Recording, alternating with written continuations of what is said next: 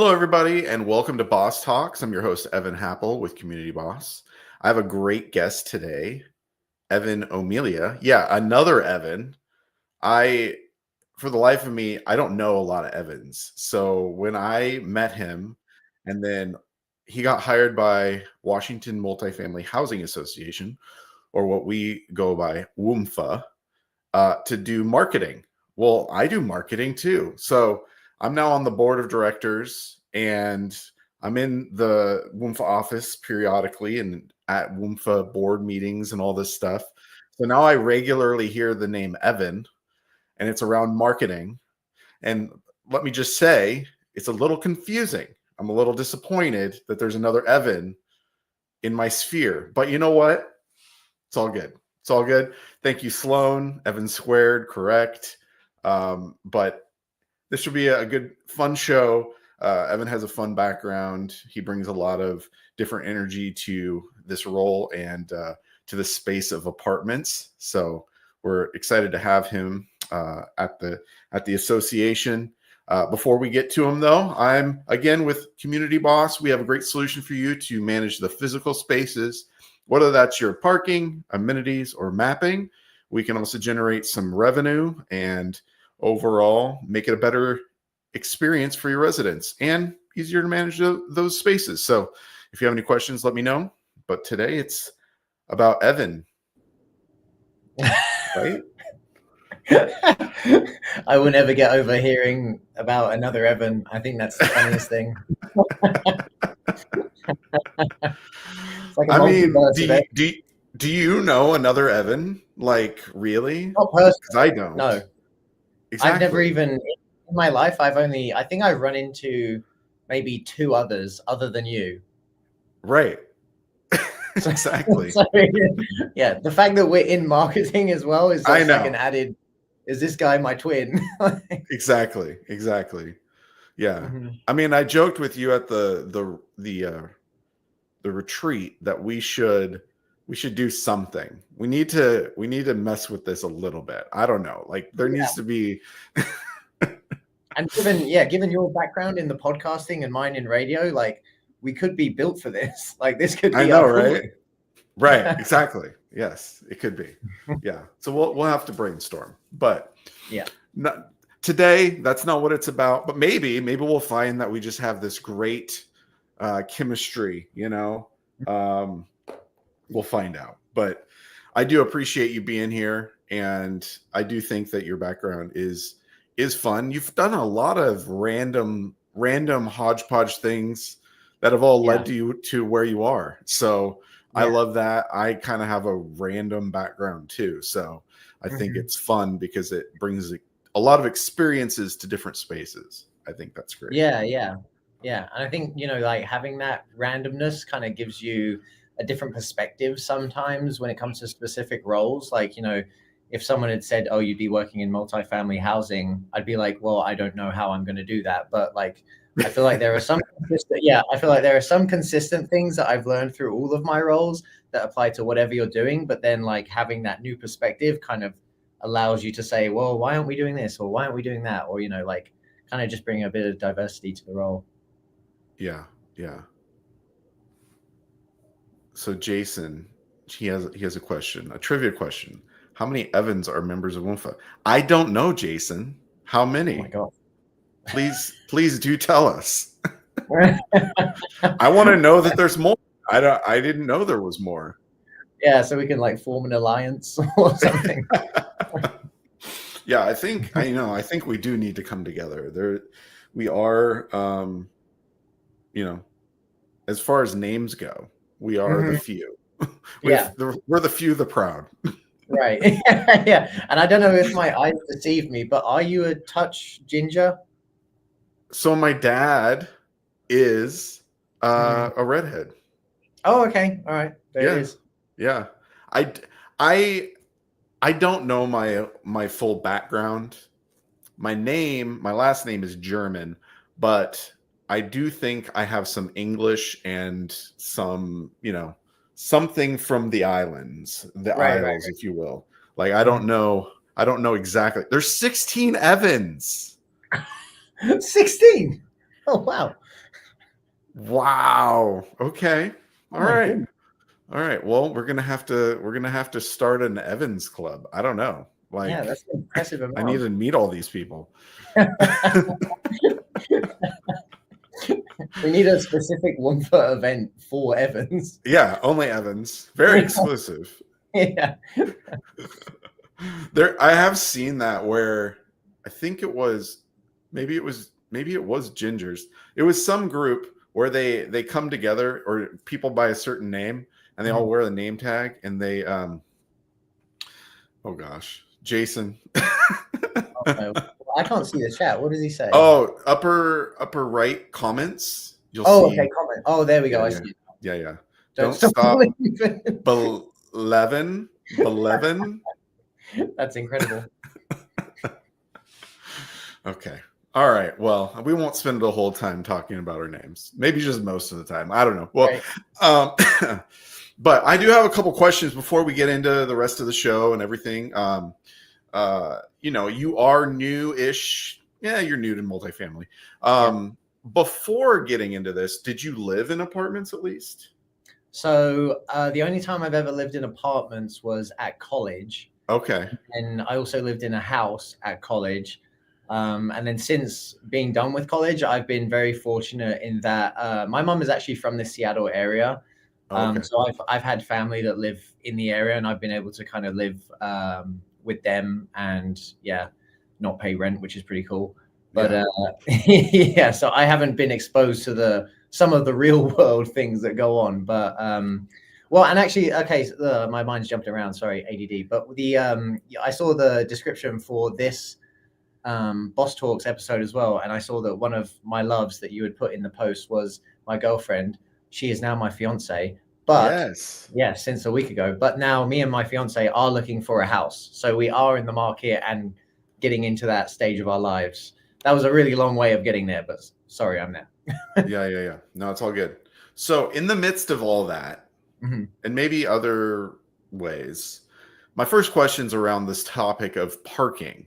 Now, do you have any stories, anything, maybe you've had run-ins with lots of parking tickets? I don't know. Like, what is... I was going to say, hold on. Do you know my criminal record? I have had quite a few tickets with parking. I remember it. Yeah, I think I haven't had one so recently because now my life has morphed into go to work, go home, go to work, go home. But there was a time period where, I was getting quite a few when some of my friends used to live in Seattle and I would go visit them. Just literally guarantee I would get a ticket and then go home. But yeah, I haven't had one in a while. You're giving me like a bit of PTSD thinking about it. Yeah. So what was your experience? You would park on the street and it was... Yeah, park on the street. And it was either maybe like a meter, or I think the last time I had one, they didn't even have the QR code thing. That wasn't set up yet. So it wasn't one of those new school devices. But yeah, usually a meter, and you'd pay for 16 hours. And then I'd sleep over the night at my friend's house, and then in the morning wake up to a ticket. It's just part of your life. Yeah, it was just like, well, I'm assuming I'm going to lose $40 in the morning and just never think about it again. Did you pay him, or are you wanted? No, I paid him. I shouldn't have a poster anywhere. I should be good. Have you seen this, Evan? I don't know. Like, yeah, exactly. I'll put a picture of you and then say, have you seen that, Evan? Exactly. There you go. Yeah. This is the one you're looking for. It's not me. Yeah, it's definitely not. Yeah. All right. And then next question. You are a music guy. You were on the radio for a few years. So you were around that whole music scene. What's your favorite type of music? And then what's your go-to song or songs that you like to get you motivated, get you hyped, get you ready for something? So my genre of music that I literally like every genre, but I produce music as well. So like make it on laptop, And I've always loved and been drawn to electronic music, even though, like, you know, everyone that you talk to who's like maybe a little bit older, they're like, oh, beep boop music. And I'm like, well, it's not quite how it is. But, you know, I love the sound, and like, I love the idea that you can like make any sort of sound using a synth. Like, you could make it sound like a guitar, you could make it sound like a piano, or you could make it sound like a, you know, space lasers. It's just kind of, that's always appealed to me. But then when it comes to like a song, like I can guarantee, which is just the most like standard frat bro answer, but Mr. Brightside by the Killers, that is always like a go-to for me, and always, like, you know, makes me feel really good. Nice. Okay. What's yours? Do you have one? So I've been asked this a few times, obviously. I just like, I don't know what, there's the song Happy by Pharrell. Oh yeah. Is just one that I just enjoy the beat, the song. Yeah. Creates an undeniable vibe. Like, you can't exactly feel bad listening to it. Exactly. So that's kind of why I like it. But so when it comes to, like, I'm not an EDM guy. Like, I'm not constantly listening to beats, right? But I did have somebody on, and maybe you know this particular. Do you call him an artist? What do you even call an electronic? Yeah, you would either call them an artist or a producer. So, okay. Yeah. So do you know Black Coffee? Yeah. Okay. So he told me about that person, and so I looked them up, and so I actually have a playlist of all the people I have on the show. I add their music to it. Oh, cool. So on YouTube, I'll add yours. But I added a full set of Black Coffees. It was like an hour or something long. And you know what? It's actually great to listen to while you're working. Oh, I bet. Yeah. Because it's just kind of like, it's just like, yeah, I'm going. Yeah. Yep. Yeah. It creates a rhythm, and like you keep plugging along. That's yeah. So I've listened to it a few times, and I kind of like it. I kind of dig the, you know, so might be time to start producing yourself. Yeah. Yeah. I'm gonna start just having like turntables and stuff. I'm gonna be a full-on DJ, just right here on my desk, and then as I'm entering into the show, I'm gonna be like mixing beats and stuff. That would be amazing. And then have like DJ air horn going. Yeah, every time somebody says something ridiculous, I'll have like a sound effect or whatever. It would be awesome. I mean, they do just make those soundboards. I could just have one where it's just sound effects. Yeah, no. We had one on the show when I was on the radio. We had a soundboard. Like, if someone said something funny, you just go blink. Yeah, exactly. No, that would be a good addition. I don't know. I should think about that. All right. So what EDM? So I can add it if there's anything that you specifically. A specific song would be like, I think you should add. It's a song by Porter Robinson, and it's called Language. Okay. That's quite like a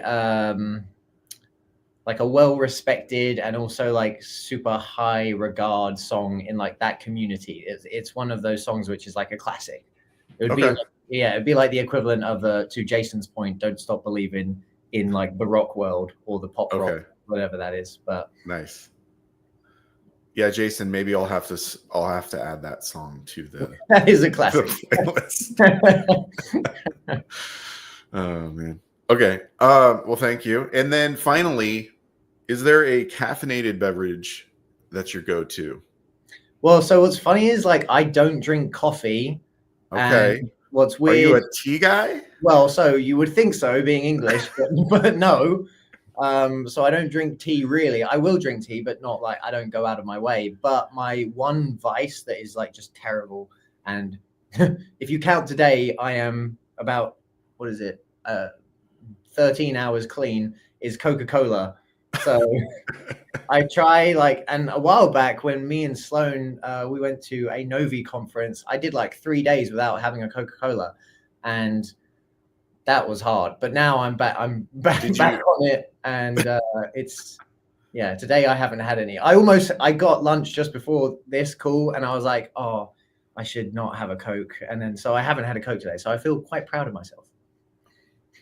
Nice. Did you have like a withdrawal a little bit?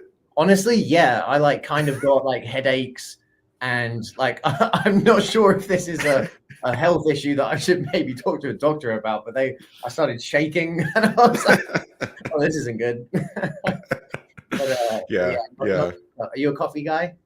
I like coffee. I usually have 1 cup a day in the morning to get going, and then I try to keep it to that. Although I do find after dinner having a cup of coffee does help you with the tummy and stuff. So Really? yeah. Oh, okay. But how is it though? If you have it after dinner, can you sleep fine? I'm finding that I can, as long as I have it with food, not on an empty stomach. Oh, okay. Yeah, if I just drink a cup like in between meals, oh gosh, I'm not gonna sleep that night. No. Like past like I don't know 2-3 o'clock in the afternoon. Yeah, I'm not sleeping. Oh yeah. Are you a good sleeper or a bad sleeper? I'm usually fine. You know, I can go to sleep pretty easy. So it looks like Jason said that there's a Capitol Hill block party. They're gonna have Porter Robinson there. Oh wow. Well, that could be. I mean, that's your chance to go see him. Yeah. He's saying it's an Evan field trip. So all right. We can tag team it. Evan and Evan. We should hold up signs. We are Evan. Yes, for sure. All right. Well, good to know. I now know you're not. Do you drink coffee at all? Like, is it a like I never drink it? Okay. All right. Well, then I won't waste my coffee on you then. Yeah, don't. It will go straight out the window. Because we do have a boss blend that I usually send to my my guests, but if it's just gonna rot on your shelf, I mean, yeah, no, maybe give double to the next guest. Okay, all right, fair enough. All right, well, thank you for answering the questions. Thank you, WMFHA staff that's in another room near you, for participating in the group, the chat here. Appreciate it. I do want to get into your history. Like, you're a young fella. You've only been in the professional world for what, 6-7 years? Yeah, 7 years, going on 8 now. So yeah, not a ton. Okay. Although Sloan says she'll take your coffee, so I don't know. Yeah. Sloan though, according to the WMFHA office, isn't that great at brewing a coffee. So, yeah, sorry to dob her in there. Oh man. Well, maybe she likes the way she brews her coffee. So she might, yeah. Maybe it's really strong. It's thick. I'm sure she's about to comment any minute now. So you came out of college, you went to WSU here in the Washington State. You're a Cougar. I know that you played golf there. Yeah. So is that still a big part of your life, or since then you've kind of been like, eh? It's still a big part of my life in that, like, I go to the driving range in the summer a lot, and whenever I get the chance, I will join people on the golf course. It's not like I don't definitely play as much as I'd like to, just because it does. Well, for one thing in college that you take for granted is the fact that you get to play everywhere for free. Yeah, and you get like your clubs, you get your golf balls, you get your equipment, everything's free. And as soon as you someone hits you with okay, that's $150 to play here, you're like, wait, what? So that was one of the main reasons why I didn't start just going straight back into playing as much as I'd like to. But no, I've always loved golf. I've been playing since I was 3 years old, and that was the goal, was to go to America on a scholarship to play at college, because my mum being American, we were aware of that world. There's nothing like college athletics to the standard that it is here in England. There's no such thing as, oh, we're going to televise this college, I don't know, basketball game in England. That just doesn't happen. Whereas over here, it's a real legit event, bringing in millions of dollars. So that was always the goal. And once I finished college, I did want to turn professional, but as with most athletes, you kind of have to weigh up, am I good enough to legitimately make it and make money? or is it going to be like kind of just like something that doesn't happen for me? So I was like teetering on whether or not I wanted to do it, and just thought to myself, I don't think I quite have the ability to compete with those guys. Yeah. Yeah. I mean, professional sports in general, it's like such a small percentage of any athlete makes it anywhere, right? Yeah. Well, and I think it's something ridiculous, like 0.5% of athletes end up playing Division I athletics. Right. And it's like, going from that, I mean, it just keeps getting smaller and smaller. So, it's not like a huge surprise if you don't make it. Obviously, that is the dream, though, so it doesn't feel great. Right. But it's just one of those things you got to deal with, really. Right. Yeah. Yeah, I never had to worry about that. So, But did you play any sports growing up, or? I love soccer. I played a lot of soccer, or football, or football, depending on where you're at. Right. Yeah. The one with your feet. Yeah, the foot thing. Yeah, I played a lot of that. I was a goalkeeper, so / defender. Cool. And I played it in college just for fun. Wasn't on the team. Wasn't right. Okay, well, but I went to the other Pac-12 school, Oregon State University. Oh, so no, I'm a Beaver. Oh wait, yeah, my bad. Oh, that's slightly better actually. I think we looked more. And Yeah. No, we're still the sole remaining schools left in the Pac-12. Oh goodness, yeah. You don't even get me started on that whole thing. Yeah, that was weird. yeah. So, anyways, I was at the other less liked school of Oregon, just like you were in Washington. So yeah, exactly. With birds of a feather, pretty much. Yep. So, anyways, yeah, I just played soccer a lot, and I still like it, and I coach my kids and nice. So awesome. Yeah. So it's definitely. I don't think I was ever going to play pro, but. Well, I mean, playing for fun is very fulfilling. I play basketball. I literally have the best time playing basketball. I know that I'll never be any good, but I always enjoy it. So, Yeah. So when you got out of college, you made your move to eventually get into radio. Yeah. Now, how did you make that jump? Like, when did you go, you know what? And was it like you didn't want to be on video because, you felt like you only had a voice for radio and you didn't have a pretty face? Like you didn't want to do like newscasting or? Well, I felt like I didn't have a face for TV, and I felt like I didn't have a voice for radio. So the fact that I ended up on either, I was like, oh, what the hell?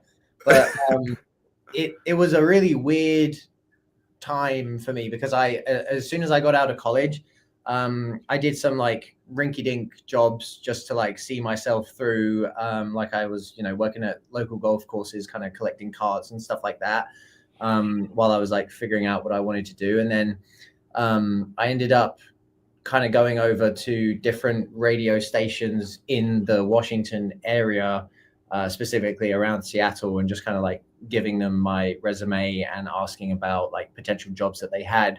And the way that I got my foot in the door with iHeartRadio was they had a sales job available as an account executive, which was really funny because I had no sales experience, and then all of a sudden they literally put me in as a senior account executive, and I was like, okay.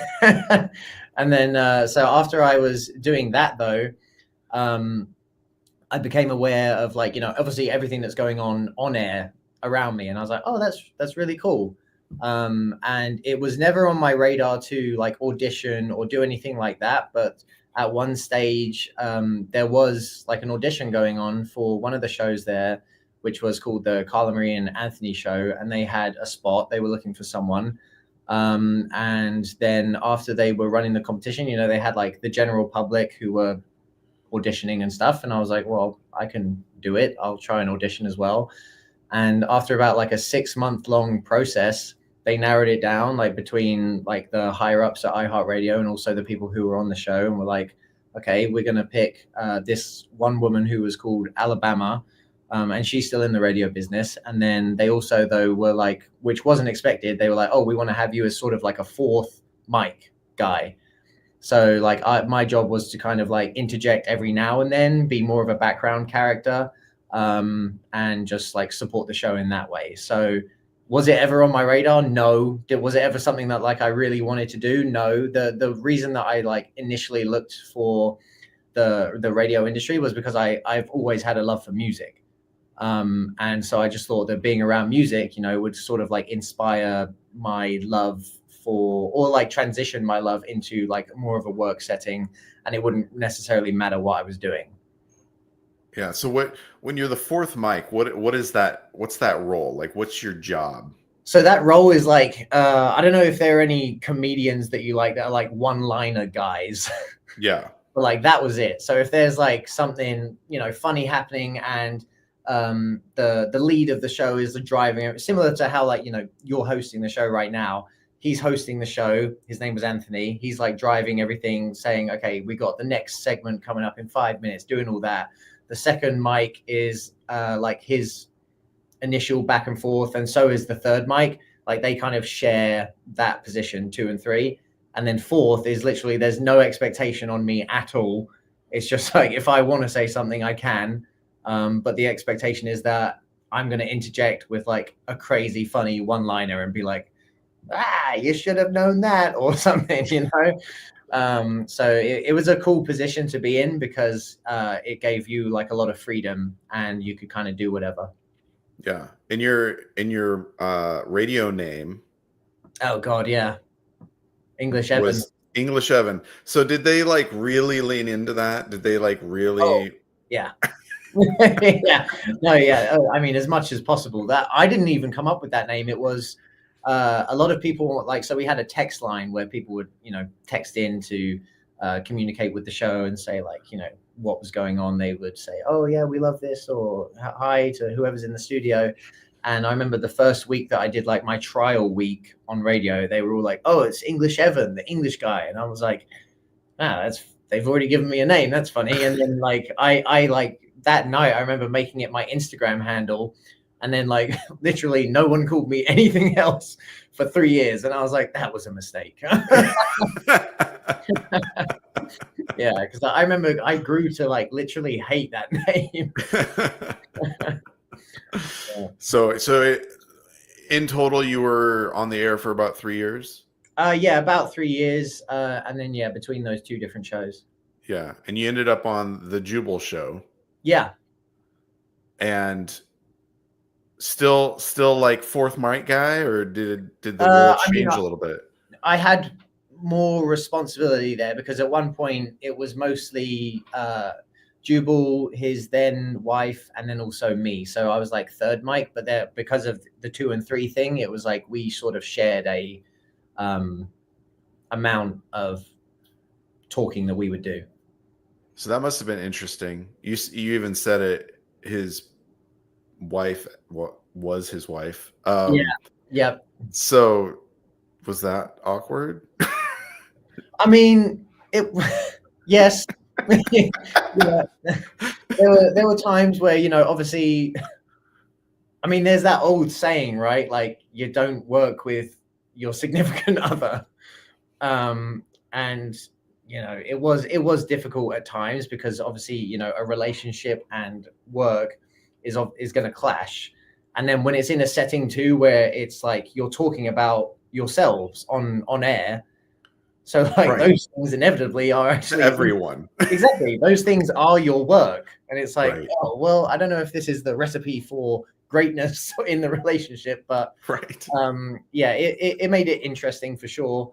And you know, it's definitely like not something that I was mentally prepared for, especially coming from a background where, like, you know, I've never been around necessarily like divas or like celebrities or, you know, that sort of thing. And like, I never, ever even, like, I even hate saying this out loud, like even thought about myself in that way. Yeah. So when I was around people who like had a bigger name and that sort of stuff, I was like, oh, whoa, this is interesting and different. It's very different. Yeah. Yeah. Mm-hmm. Yeah. Did they hold themselves a certain way? It was just kind of like, Um, I will say so. Like Jubal he's a really nice guy, and like super easygoing. But you know, like there are like obviously he got to the position he's in because he's like very, for one, funny. He's good at his job. He's charismatic. But there's a certain extent of, I know what works in the business, and like you need to kind of like get on the show business side of things. Like there are certain aspects that are just totally different to like a desk job. hmm, You know, it's just a very different world. I honestly don't even know how to describe it because it's just so crazy. Some of the things that, you know, like are expected of you or need to happen in order to like make a show compelling and good. yeah, you just got to be ridiculous. You've got to have some level of ridiculous. And as soon as like that was something that I would run into a lot, was that you might not necessarily want to share everything from your life that's going on, and yet the more that you do share, it's like you are put then like into a universe of, oh, he's doing really well because, you know, he's willing to talk about these things. But that was always an internal struggle I had, not coming from a place of like necessarily wanting to be in the limelight or like that. So but yeah, Yeah, you're right, the crazier you are, like generally the better it is for that type of setting. yeah. I mean, I can understand that to a degree. I'm not a Jubal or anything, but you know, now more people know who I am than used to Right. by doing this. Yeah. I go to an event like a national apartment association thing. People know who I am to a degree, not crazy. But it's just different. You're showing up different because you show up and they're like, "Hey, Evan," and I'm like, Yeah, "Oh, that's unexpected." Uh, exactly. Yeah. And I'm sure it like the same as me as it does with you. Probably you're like every now and then it will strike me, and I would have been like, oh wait, yeah, I forget that like other people are consuming what I'm doing. Like yeah, sometimes you get like stuck in the universe of, well, it's work and like this is what I go to do. But like if it is in the public eye, you know, people are gonna start forming opinions about you or forming like an idea of what you are and your character. And sure, like those sort of things go like under the radar when you're actually like doing the work. yeah, yeah. No, it's interesting. They form opinions, and Hmm. it's like you can even sometimes tell if they do or don't like you. Right. Yeah. Yeah. And you're like, "I've never met you." Yeah. Exactly. And then you have to be like, oh wait, well, I have met them through the screen, I guess. I guess they've met me. Yeah. Ah. Yeah. A very weird like dynamic, and something that's like such a this modern time problem. Right. Yeah, it's a one-way relationship. Yeah. Exactly. Yeah. And you never get to form an opinion about them ever. Yeah. No, it is different. That's for Mhm. sure. So what are some things you learned from that experience that maybe even you pull into what you're doing now? So like I think the biggest thing for me, and which is like the basis for like all my marketing like ideas, is that storytelling in whatever form you are looking at it is the most important thing. Like coming from the radio, like that was just always drilled into us was, look, you need to have a good story. Like the story needs to be refined, it needs to have emotion, it needs to make people want to listen. And like we were able to like constantly just go over, what's the hook of this story, like Mm, what is like the ending, like is it going to be like a crazy ending where everyone's just like, oh, I feel so much relief now because that really like made me feel a certain way. And like, you know, as I got into marketing, I was like, I think that just it transitions perfectly into like, you know, if there's no story behind things that you're putting out, if there's no like sense of emotion, whether that's like happiness or humor or sadness or whatever it is, it's just not gonna like resonate with anyone, because at the end of the day, like it's human beings who are consuming right. what you're consuming. And they are like, although yeah, everyone has different experiences, at the core of it, like you're all the same. And like, you know, I love to laugh, I love to feel happy, I know that in life I feel sadness, but if we can like relate to that and like funnel it into a specific thing of content, um that was like the biggest thing that I learned. No, I think that's great. And I think so often, I mean, being that you're at an association within the industry, it kind of like bridges the gap a little bit better than my case. I'm at a company that's serving the industry, right? Like you're still serving the industry, but its involvement of people is so much greater, Mhm. right? Like your customer is the people basically. Right. Um, whereas mine is people, but it's like software and it's like facilitated differently. But I still agree with you that sometimes within like the B2B space, it it's like you got to be safe. You need to be corporate. It needs to be Right. very clean and polished and like, but to me it's like that's boring. Yeah. Yeah. Yeah. And well, and you got to think, if it's boring to you, most likely it's going to be boring to someone else. You Right. know, so it's like, at what stage do you say, well, being corporate and clean cut is great, from a like first impression standpoint, but is it actually doing what we want? I don't know. you know Right. Right.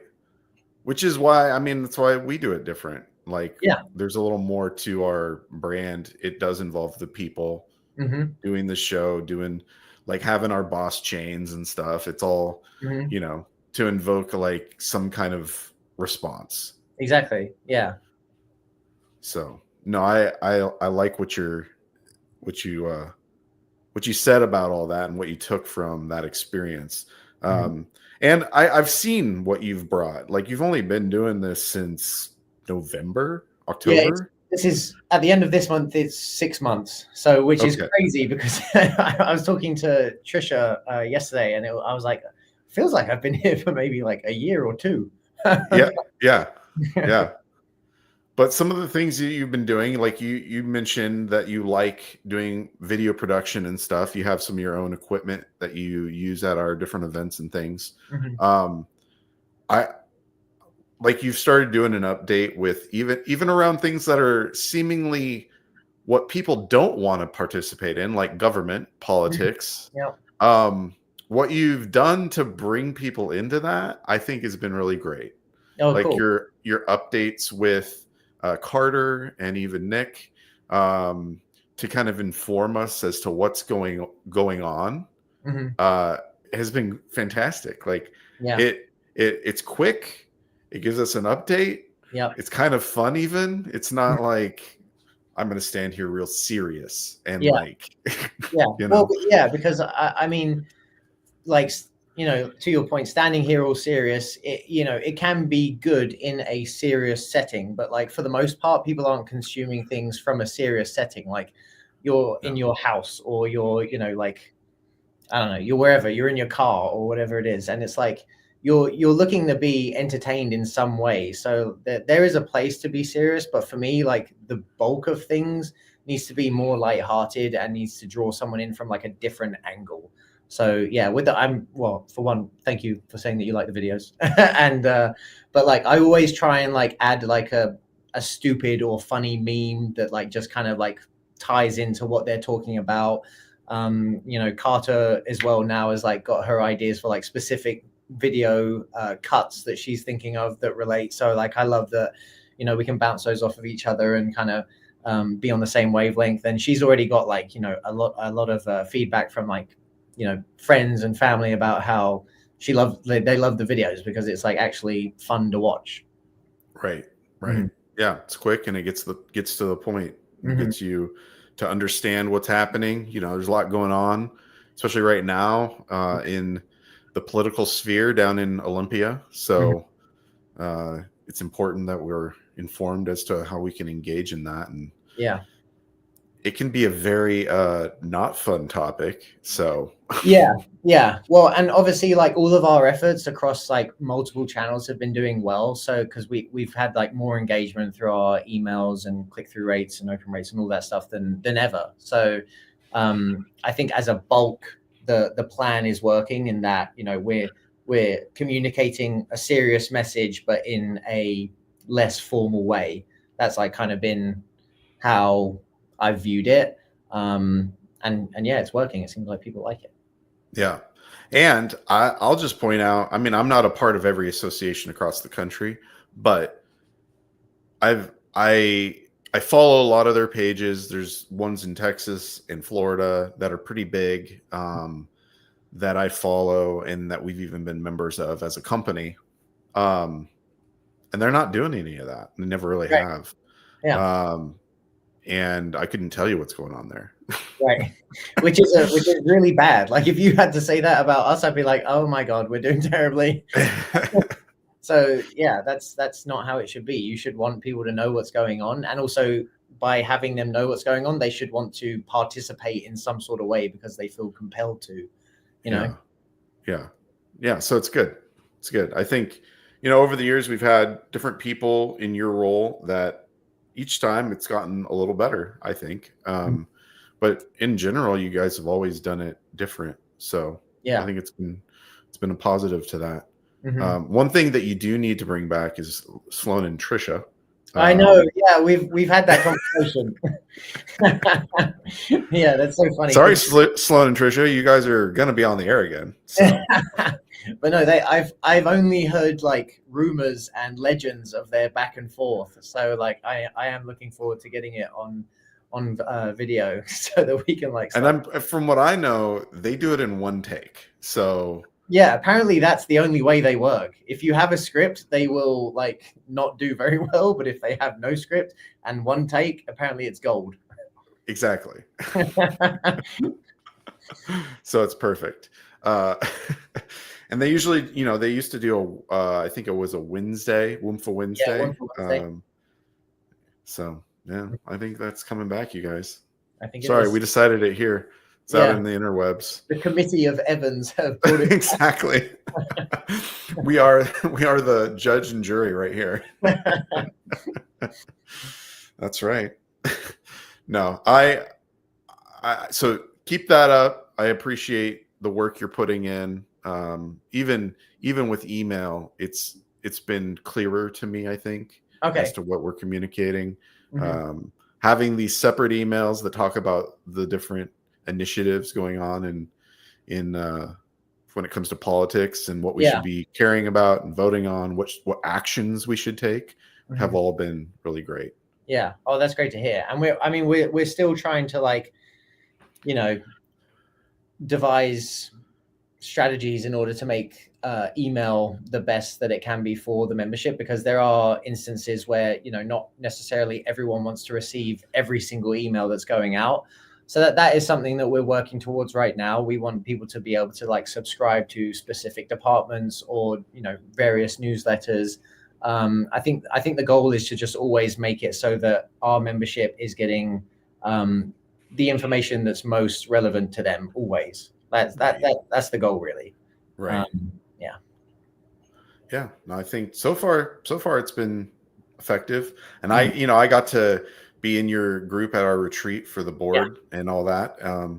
So I'm basically your boss. So. Yeah. So I guess you're just going to do whatever I say. No, I'm just kidding. I'm like bow down to the real Evan. Sorry, Trisha. He's going to do what I say. Not you. Yeah. Next time Trisha tells me to do something, I'm going to go, you're not my boss. Evan is the other Evan. Yeah. Yeah, right. Oh, man. Well, the next thing that you put on there, which I'll just say, I found some YouTube footage of your fitness YouTube channel, which I won't share. I mean, people can find it. You might want to take it down. I think I might. Yeah. But some fun takes. Just a few. It wasn't a lot of videos. Of you doing some fitness. I think you were a fitness trainer there for a minute, and then I was. That was like my one of the jobs where I was like, I think I could do this. And then it just so happened that the radio thing like kicked that off. So it was it was like a stage of, oh well, this is happening now. Gotcha. Mm-hmm. Which is that life a lucrative life? The radio. Yeah. If you get syndicated and go national Well, and so all that. yeah, syndication is going to like help a lot because I think before I ended up leaving that show, we were in 30 or coming up to about 40 different markets syndicated. So like that's a big show. Yeah. And I know that like if you're the head guy of that show, like I'm not obviously going to say like how much you make, but you'll make a lot of money, like high six figures, or like getting into seven. Yeah. Whereas like me, someone who was like not as established, and also like not the driving force of the show, like it was a good salary. Like I would make probably, if I had stayed there, you're going to be making just below six figures or around that. But it wasn't like you'd have to be there for a while before you Right. start making big money, but you do have the potential to make big money. Okay. Yeah. I've always wondered about radio and like, Yeah. is that media form alive and well? Yeah. Is it? I mean, it is still right now. I think it's sort of like a matter of time before it is gone, because you've got podcasts, you've got like YouTube, you've got all that stuff where it's like, well, people, I mean, I can't remember the last time I turned on the radio in the car, or like I don't know anyone that does anymore, but I mean there are people that do. It's just nowhere near to the point that it was though.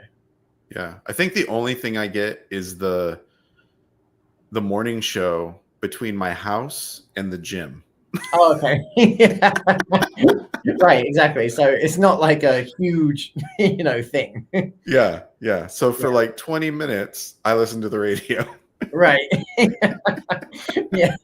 And then you'll hear the higher ups saying, well, how can we get him to stick around for longer? And it's like, well, I don't think we can. Unless you get it to be literally streamed on a podcast platform. Yeah. Well, that was something that they had, like, so iHeart has their whole podcasting thing, and all that stuff that they're moving into. But yeah, that's interesting. So the fitness thing didn't take off yet. It's still a passion of yours. Oh yeah, like going like just from, I mean, I've always been like a twig, like struggled to put on any size or anything like that. So like when I was I think I turned like 18 years old, and I was like discovered weights and stuff, and I was like, oh, this is handy. And like ever since then, really, because in college working out was like a big thing. Obviously we had like our own strength and conditioning coaches that were like specifically golf focused, and we would go through what they call like TPI training, which is like the Titleist Performance Institute. So everything was like super tailored to us. And then that was like where I like developed a love for it. And then after college, it just became like so much more of a meathead bro thing, where it was like, well, I just want to, be as big as possible. And then it like, just kind of like, I've always loved it. And I've always sort of like, I like the science side of it too, where it's like, you can track all your calories, track your macros, and take in the right supplements and things like that, and do the movements correctly, and have like a really drastic change in terms of how you look and how you feel. So fitness has always been a very big part of my life, and I'm like horrified to see that you found that video, because when I got that email, I was like, I cannot believe I did not take that down. Oh yeah, I did screenshots. I did some editing. Yeah, I don't know if you opened up the link, but there's an edited version of your. Oh no, I didn't see that. I'll have to check. Oh god. Oh yeah, it's there. Oh, I'm sad. So this has now become I have something over you. You really do. It's like, and it's quite a big thing, I think. But I edited a lot out of it. Okay. So whatever I would place on the internet, if I did, right, if you do want to, because you think it's funny, you go for it. Yeah, but I edited out the parts that I found really funny are probably the parts that aren't even in it. So right, okay. I think I can in my mind picture the parts. So yeah, no, it was good though. It was funny. Cool, I will say. So, and then the last thing, and this was in the headline. You're somewhat of a cat dad. Oh yes. my cat Isla is my pride and joy, and I've always loved cats. I've had cats since I was growing up. I had 3 cats back home in England. Unfortunately, one of our cats, Hector, back home, he just passed away. But I, yeah, I've always found it so funny as well when I would tell people that I have a cat, they'd be like, "Oh, but why don't you have a dog or something?" And I'm like, "I love my cat." Like I don't get it. But yeah, that was it's my dream as well to one day. So my cat right now, she's a Savannah, which is like a breed that stems from like Africa. Okay. And she's considered an F5, and the closer that you get 4, 3, 2, 1 to a 1, that's like a legit serval African cat from the plains. So she's an F5, so she's far removed, but she definitely has like a bit of that wild in her. So if you ever see my hands, like they're just cut up, and she's a bit of a nightmare, honestly, but I still love her. I love her, but she destroys me. Yeah, it's a real love-hate thing. Yeah. So she has like razor blades for Oh god. claws. Yeah, razor blades, and then just does not know how to play. Like she will just bite like full force, and there's been times where she's punctured my skin. Wow. Yeah, because she's a legit wild cat. Okay. Yeah, and don't worry, you don't have to arrest me. She's legal to own in in this state, so it's all good there. But and finally now, so my fiance has lived with me now for like a few or 4 months, and so like she's had like a lot of time to spend around Isla, my cat, and just now is she starting to like my fiance. 4 months in. And like by like, I mean that she won't swipe or try and punch her if she gets near. Yeah, so it's quite a diabolical relationship. Oh my. Does she swipe back? What, my fiance? Yeah. Well, just throw him. I'd be like, oh yeah. I'm not sure if that's okay. No, she hasn't swiped back. Yeah. I think maybe she needs to get some nails and get those sharpened. I don't know. Yeah, they can have a real standoff. Yeah, cat fight. But yeah, do you have any pets? I have a cat. Yeah. Oh, cool. But my cat found us. Oh. I like to say we've lived at this house for a lot of years now. Mm-hmm. But one day a cat just showed up at our back sliding glass door, and we're like, okay, well, that's cool. Go find your home. And then it was like a couple weeks, and it just kept coming back, and we're like, what is up with this cat? We would go outside and sit on a chair, and he would jump up on our lap, and oh, that's awesome. all this stuff, and we're like, we weren't feeding him because we were like, we don't want to steal someone's cat. Right. And then one day I left the sliding glass door open, and he went in our house. He's like, finally. And, yeah. And I'm just like, this cat chose us. Mm. Yeah. So we posted about it, and oh, that's awesome. Never found an owner. So. Oh well, I'm glad you didn't. That sounds like yeah. So, that's the on TikTok and Instagram they call it the cat distribution system. Yeah. That's what was at work. Exactly. Yeah. Whoever had him before the cat was like, Kai is his name. Mm-hmm. Was like, yeah, I'm done with this family. Yeah. I'm gonna go find a new place. The food here is subpar. Yeah, subpar. Oh my god, that's awesome. How long have you guys had Kai for now? It's been going on 2 years. Oh, awesome. Okay. Yeah. So it's like right around pandemic times then. Yeah. It was so weird though, because like I was not on board with getting an animal, to be honest. Mm-hmm. But here we are. And now I'm assuming you love him. Yeah, I mean, you said yeah. He loves my wife. Oh, okay. Yeah, he's got a favorite. He curls up on my lap occasionally. Mm-hmm. But that's cats, right? Cats are weird. Yeah. No, they choose when they want to interact with you. You don't get to tell them, hey, come over here. It's not a dog situation. Yeah, well, that's like our dog. So it was originally just my fiance's dog, but her name is Charlie, and it's like, every time I come home, Charlie, no doubt, is the happiest to see me, Right. and Right. Isla's just like, yeah, Yeah. do whatever. Oh, you're home. Okay. Yeah, exactly. Oh, if anything, I didn't want you to come here. Yeah, it's such a weird dynamic, cats Mhm. and dogs. Yeah. Do you think you'll get more pets, or is that it? I think we're good for now. Yeah. I got 3 kids, man. Like, I was gonna say, yeah, that's those are my pets. Yeah.